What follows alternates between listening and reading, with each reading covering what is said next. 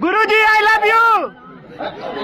गुरुजी जय श्री राम। जय बागेश्वर धाम। बागेश्वर धाम सरकार पूज्य सरकार के सिद्ध धाम पर चित्रलेखा जी वृंदावन से पहुंची। चित्रलेखा जी काफी वह मानो कथा वाचिका है और चित्रलेखा जी पहली मुलाकात हुई थी पूज्य सरकार से वह कुंभ में, प्रयागराज में उनसे मुलाकात पहली बार हुई थी, पहली बार उनसे भेंट हुई थी और पूज्य सरकार को इतनी पास से उनने चित्रलेखा जी ने देखा था। अब दूसरी बार पूज्य सरकार की भेंट हो रही है और चित्रलेखा जी बागेश्वर धाम पर। आखिरकार कौन सा ऐसा व्यक्ति है जो वह पूज्य सरकार के सामने चित्रलेखा जी को बोल देता है आई लव यू। तो वीडियो में आप संपूर्ण बने रहे, स्टेप बाय स्टेप आपको वीडियो में बताऊंगा। तो अर्थात कौन ने है गुस्ताखी कर दी जो भरे पूरे दिव्य दरबार में पूज्य सरकार के सामने चित्रलेखा जी को कह दिया आई लव यू। क्योंकि चित्रलेखा जी वैसे तो विवाहित है, पहले ही उनने शादीशुदा है।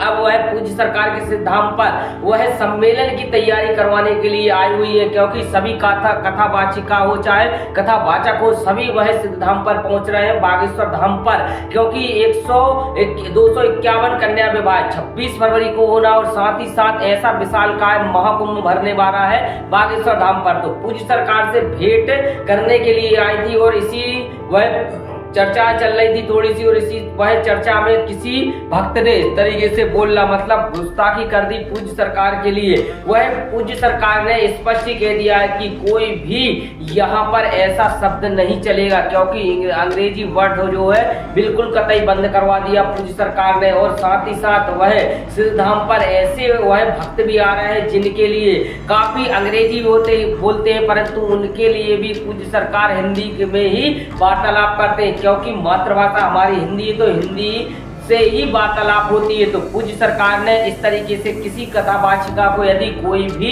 इस तरीके से कहेगा तो उसको बख्शा नहीं जाएगा। क्योंकि बागेश्वर धाम पूज्य सरकार का सिद्ध धाम, ऐसी वह दिव्य शक्तियां हैं, ऐसी अलौकिक शक्तियां हैं कि जो भी भक्त एक बार पूज्य सरकार से मिलता है उसको बार बार पूज्य सरकार का ही ध्यान आता है और वह मानो इस तरीके से पूज्य सरकार उसको पुकार रहे हो। तो ऐसी ही चित्रलेखा जी को वह पूज्य सरकार का काफी ध्यान आ रहा था और पूज्य सरकार से मिलने के लिए वह भेंट करने के लिए चित्रलेखा जी आई और तमाम वह जो तैयारी थी पूज्य सरकार की वह तैयारी भी देखी। क्योंकि बागेश्वर धाम पर 251 कन्या विवाह होना है।